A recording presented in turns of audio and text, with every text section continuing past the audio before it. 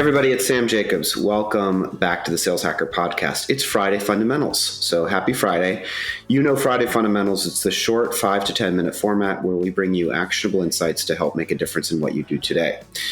Now, we've got this week's guest back on the show. It's Angus Davis, and he is currently a partner at Foundation Capital, but he's had a long and storied career in the internet industry, the technology industry. He started and sold Tellme Networks. He started and sold Upserve, and now he's an operator turned investor working at Foundation Capital and making investments into early stage companies. So we're going to talk about what are the key factors and what are the key insights that an investor is looking for specifically in a go-to-market strategy when they're evaluating whether or not to make an investment in a company.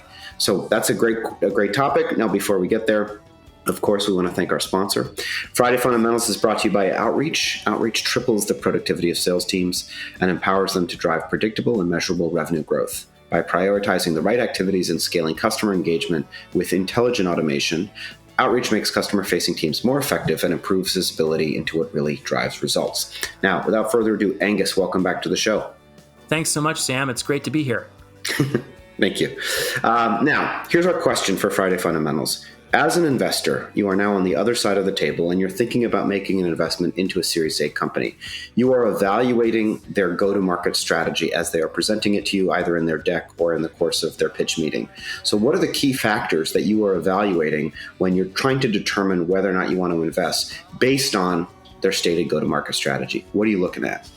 Sure. Well, oftentimes at Foundation, we're looking at a Series A investment. And typically by the time of the Series A, the company has a little bit of data, but not a lot. It might be typical to say the company is doing, say it's a B2B SaaS company, maybe it's doing about $1 million in ARR.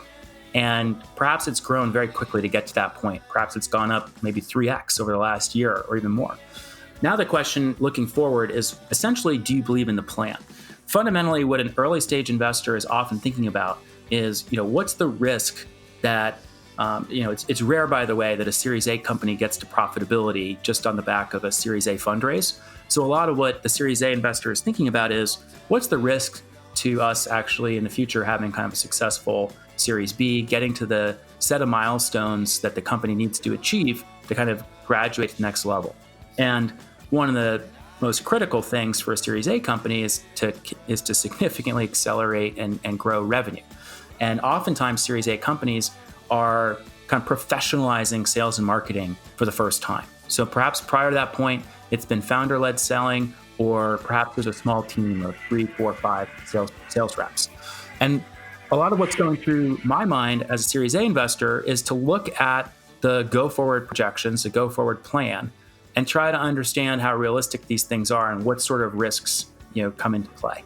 And look, you're not a growth stage investor. A later growth stage investor is going to be very, kind of spreadsheet oriented, right? And they're going to say, look, we've got a great fire burning. Let's pour more gasoline on it. We've got a sales team of 50 folks. Let's grow it to 150 folks.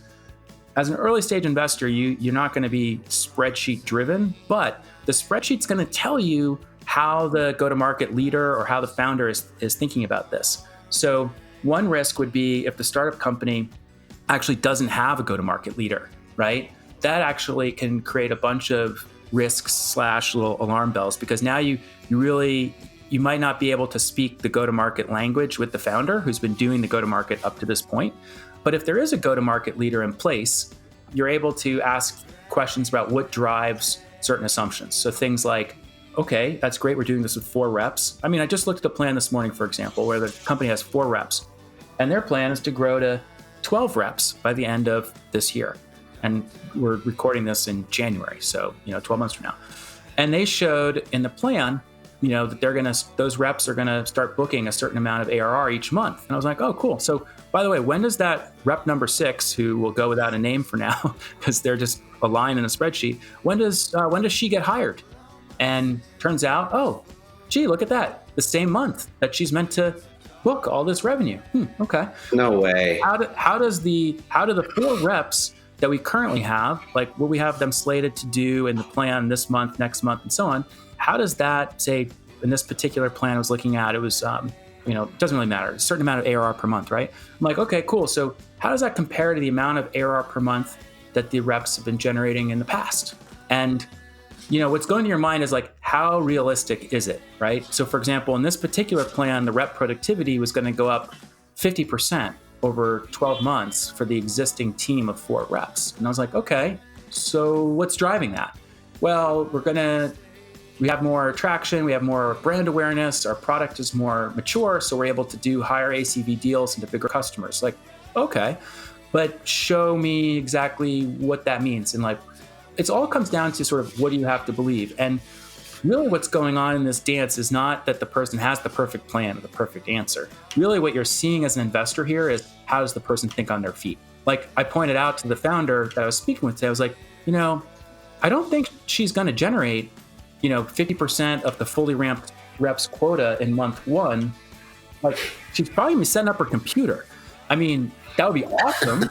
And by the way, if somebody on this podcast like has a tool to speed up rep ramp up time, like I'm sure that'd be a great product that all of our portfolio companies would buy.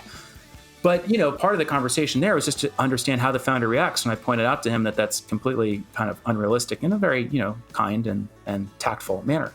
And to his credit, this particular founder was like, yeah, you know what, like that isn't actually realistic, and we need to push that out perhaps.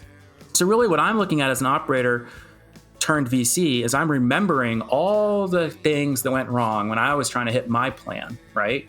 And all the things we had to do along the way to try to improve our ability to come up with a plan and to hit it. I mean, another good example is a Series A company comes in and says, well, we've got 4 reps that each are doing $30K a month in ARR that they're each booking. And so we're just going to hire 8 more reps and we're going to have the same productivity and this will be great. Well, okay, but how are you feeding the top of the funnel right now? Well, we do that with, content marketing, for example. Okay, great. Well, guess what? You can't call up contentmarketing.com and, triple your budget next week and triple your pipeline. That doesn't work that way. Now, on the other hand, if you said to me, oh, how are you getting your pipeline today? Oh, well, we advertise on Google. I'd be like, okay, maybe you can triple your budget, but maybe you can't, right? Maybe, in fact, if you triple your budget, you're just going to pay more per click and you're not going to actually be generating, a significant number of additional leads.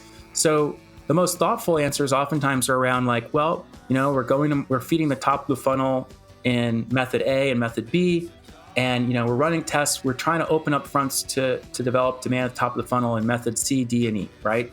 And so it's not that there's necessarily right or wrong. It's not like a game of gotcha or anything like that. Because frankly, oftentimes what's often the case is that the founder, frankly, for her, it might be the first time she's building a plan like this, right? So part of your role as an investor, especially if like me, you have some operating experience, is to be like, oh yeah, I see that path you're going down.